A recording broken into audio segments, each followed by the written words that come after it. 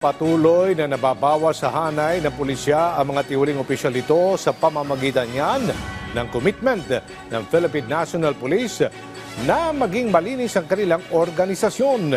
Si Ryan Lasigas sa sentro ng balita.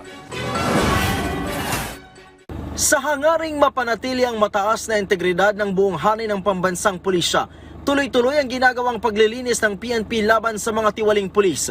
Katunayan, mula April 1, 2024 hanggang February 12, 2025, umabot na sa 753 PNP personnel ang na-dismiss sa serbisyo dahil sa iba't ibang kaso. Kabilang na dito ang halos 500 dahil sa absence without leave, paggamit ng illegal na droga, extortion, rape, homicide at iba pa. Giit ni PNP Chief Police General Romel Francisco Marbil, walang puwang sa organisasyon ang mga pulis na lumalabag sa batas.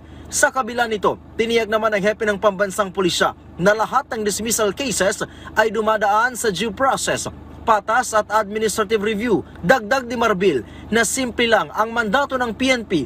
Yan ay ang pagsilbihan at protektahan ang publiko at hindi magdulot ng takot. Binigyan din ng opisyal ang accountability sa buong hanay ng PNP. Layon ng patuloy na internal cleansing sa hanay ng PNP na palakasin pa ang tiwala ng publiko sa gobyerno.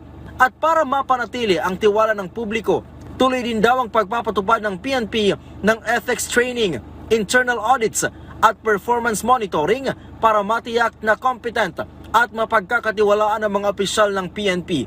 Sa kabuuan, mula Enero 2022 hanggang February 12, 2025, umabot na sa 2,598 PNP personnel ang na-dismiss sa serbisyo. Mula dito sa Campo Crame, Ryan Lisigas para sa Pambansang TV sa Bagong Pilipinas.